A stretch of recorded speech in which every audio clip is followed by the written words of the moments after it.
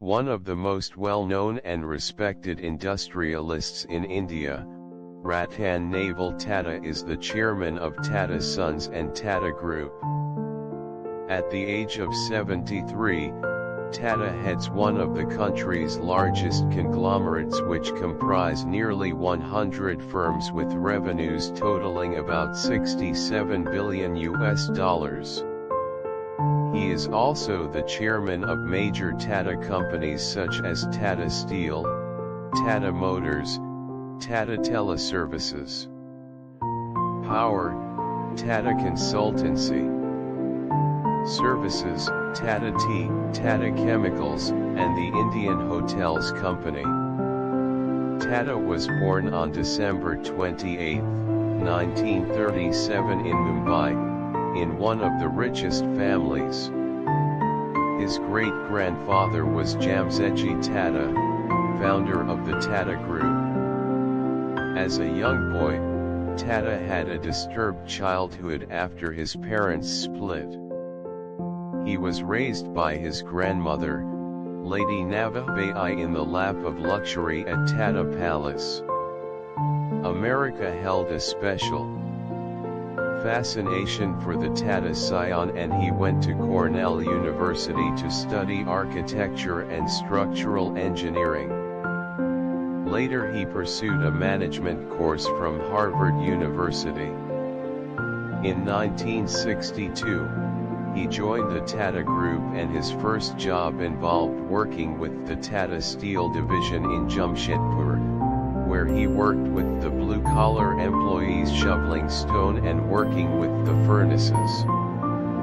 He was appointed the director in charge of the National Radio and Electronics Company Limited, NELCO, in 1971 and was successful in turning NELCO around.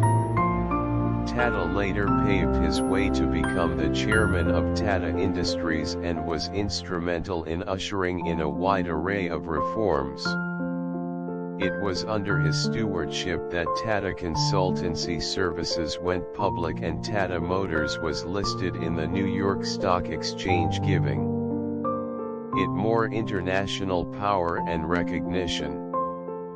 He is credited with leading the Tata successful bid for Corus, an Anglo-Dutch steel and aluminum producer, as well as Jaguar and Land Rover brands from the Ford Company. During his tenure, the company witnessed the launch of India's first truly Indian car, Indica. The car was the brainchild of Tata. In 2000, Tata's food division acquired tea firm Tetley for £70 million. In the year 2009 to 10, the group's revenues have grown nearly 12-fold, totaling $67.4 billion. Tata also serves on the boards of Fiat SPA and Alcoa, and is also on the international advisory boards of Mitsubishi Corporation, the American International Group, J.P. Morgan Chase, Rolls-Royce, Temasek Holdings, and the Monetary Authority of Singapore. In year 2000, he was honored with Padma Bhushan by the Government of India. He was also conferred an honorary doctorate in business administration by Ohio State University, an honorary doctorate in technology by the Asian Institute of Technology, Bangkok, and an honorary doctorate in science by the University of Warwick. Tata has a personal fortune of £300 million and owns less than 1% of the colossal group.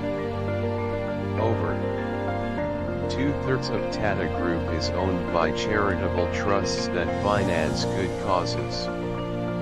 Tata set a perfect example of generosity and leadership during the 26/11 attacks. Unarmed, he stood all alone outside the Taj Hotel and supervised the activities to help the victims. He showcased his humane gesture by personally visiting the families of all the 80 employees who were killed or injured. He left no stone unturned to provide relief to the victims and even asked the families and dependents as to what they wanted him to do.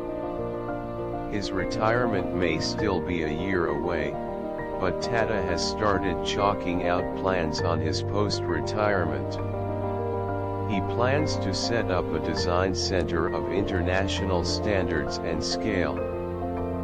He has led development of many innovative designs and products, the most celebrated being Nano. The idea of Nano was born with his concern for the safety of nuclear families commuting on two-wheelers. He was the one who suggested that the miniature car should be fitted with just one windscreen wiper. This reduced its price and maintenance cost.